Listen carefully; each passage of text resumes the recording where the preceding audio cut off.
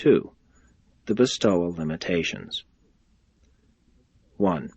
In accordance with the usages and in conformity with the technique of Sonarrington, in compliance with the mandates of the Eternal Son of Paradise, I have provided in every way for your immediate entrance upon this mortal bestowal, in harmony with the plans formulated by you and placed in my keeping by Gabriel.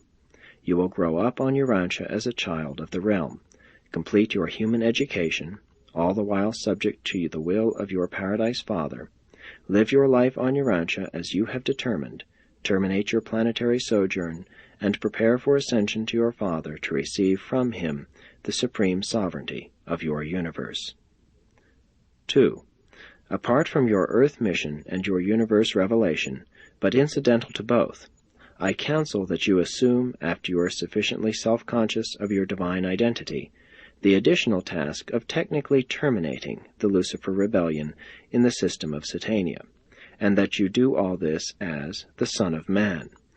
Thus, as a mortal creature of the realm, in weakness made powerful by faith's submission to the will of your Father, I suggest that you graciously achieve all that you have repeatedly declined arbitrarily to accomplish by power and might, when you were so endowed at the time of the inception of this sinful and unjustified rebellion. I would regard it as a fitting climax of your mortal bestowal if you should return to us as the Son of Man, planetary prince of Urantia, as well as the Son of God, supreme sovereign of your universe. As a mortal man, the lowest type of intelligent creature in Nebadon, meet and adjudicate the blasphemous pretensions of Caligastia and Lucifer, and, in your assumed humble estate, forever end the shameful misrepresentations of these fallen children of light. Having steadfastly declined to discredit these rebels through the exercise of your creator prerogatives, now it would be fitting that you should, in the likeness of the lowest creatures of your creation, wrest dominion from the hands of these fallen sons, and so would your whole local universe in all fairness clearly and forever recognize the justice of your doing in the role of mortal flesh those things which mercy admonished you not to do by the power of arbitrary authority. And having thus by your bestowal established the possibility of the sovereignty of the Supreme in Nebadon, you will in effect have brought to a close the unadjudicated affairs of all preceding insurrections, notwithstanding the greater or lesser time lag involved in the realization of this achievement. By this act the pending dissensions of your universe will be in substance liquidated, and with the subsequent endowment of supreme authority over your universe, similar challenges to your authority can never recur in any part of your great personal creation. 3. When you have succeeded in terminating the Urantia secession, as you undoubtedly will, I counsel you to accept from Gabriel the conference of the title of Planetary Prince of Urantia, as the eternal recognition by your universe of your final bestowal experience, and that you further do any and all things consistent with the purport of your bestowal, to atone for the sorrow and confusion brought upon Urantia by the Caligastia betrayal and the subsequent Adamic default. 4.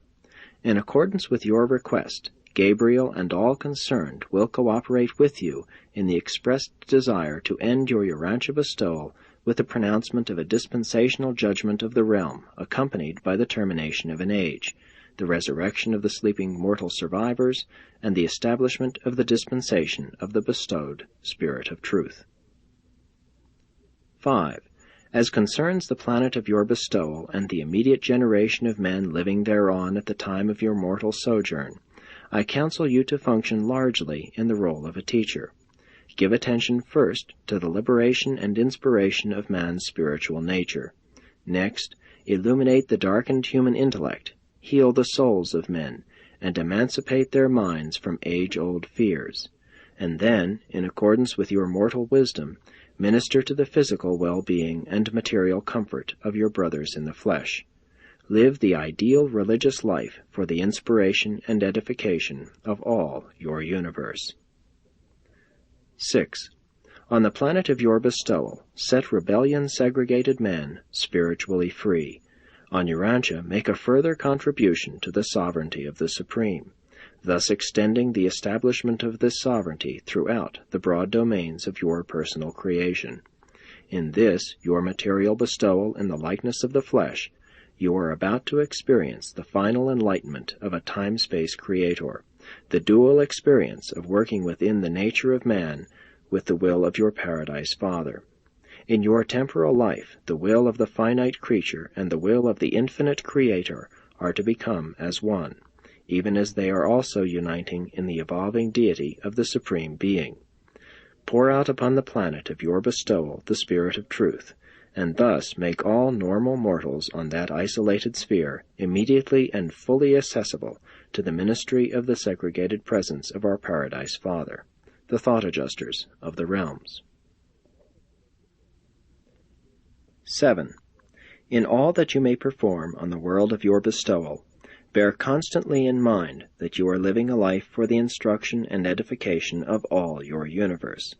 You are bestowing this life of mortal incarnation upon Urantia, but you are to live such a life for the spiritual inspiration of every human and superhuman intelligence that has lived, now exists, or may yet live on every inhabited world which has formed, now forms, or may yet form a part of the vast galaxy of your administrative domain.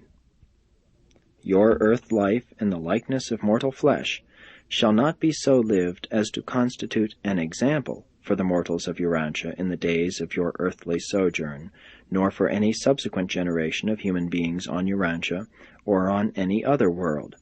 Rather, shall your life in the flesh on Urantia be the inspiration for all lives upon all Nebadon worlds throughout all generations in the ages to come. 8. Your great mission to be realized and experienced in the mortal incarnation is embraced in your decision to live a life wholeheartedly motivated to do the will of your Paradise Father, thus to reveal God, your Father, in the flesh, and especially to the creatures of the flesh. At the same time, you will also interpret with a new enhancement our Father to the supermortal beings of all Nebadon. Equally with his ministry of new revelation and augmented interpretation of the Paradise Father to the human and the superhuman type of mind, you will also so function as to make a new revelation of man to God. Exhibit in your one short life in the flesh, as it has never before been seen in all Nebadon, the transcendent possibilities attainable by a God-knowing human during the short career of mortal existence, and make a new and illuminating interpretation of man and the vicissitudes of his planetary life to all the superhuman intelligences of all Nebadon and for all time. You are to go down to Urantia in the likeness of mortal flesh, and living as a man in your day and generation, you will so function as to show your entire universe the ideal of perfected technique in the supreme engagement of the affairs of your vast creation, the achievement of God seeking man and finding him, and the phenomenon of man seeking God and finding him.